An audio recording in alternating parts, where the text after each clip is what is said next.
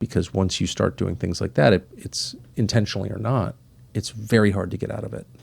And obviously from the way the Israelis have conducted themselves in the Gaza war and other places, they have a much different way of fighting than we do.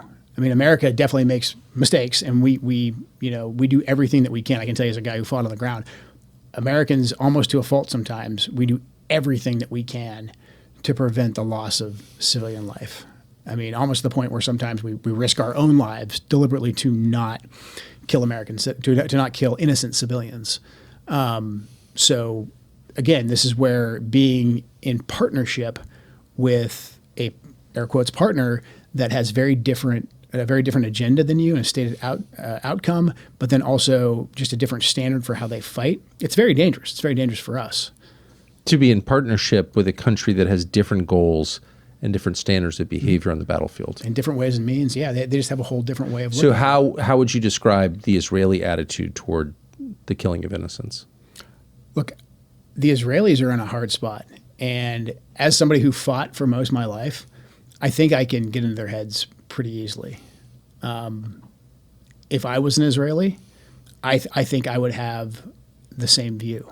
I think I would say, like, well, we're going to fight them at some point anyways. If there's civilians in that area that's militarily important to us, whatever.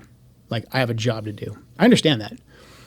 But it's also important for us to understand our air quotes partners. If we're going to be in a partnership with them, we have to be clear-eyed about that. Just because they speak English and a lot of them went to school over here and we have dual citizens doesn't mean that they're going to target the same way that we do. We have to be clear-eyed about it. And that's what I think is missing.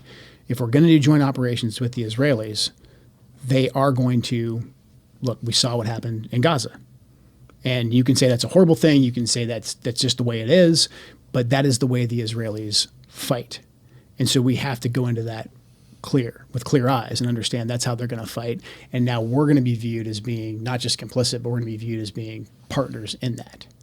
And again, that's a very dangerous place for us to be because at least our tactical objectives have been pretty clear that we want to take down the ballistic missiles, the nuclear program, the Navy, the Army, et cetera. And those are military targets. But we're in partnership right now with the Israelis who they're going after some military targets, but they're going after a heck of a lot more that are not military targets.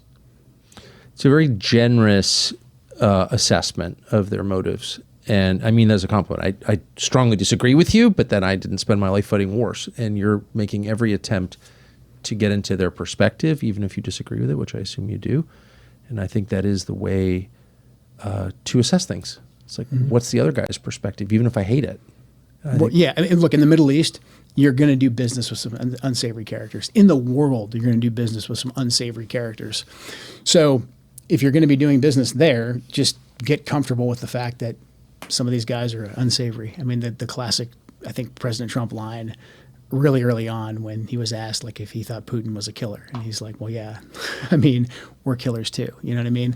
He's right. He was just very logical about that and very clear-eyed about that. Again, this is why President Trump is uniquely qualified to solve this problem, because I think he has the ability to understand things from multiple perspectives at the same time and then find our leverage and then find out what's best for our objectives, for America's objectives, yes, with clear eyes. And that's the way we have to be.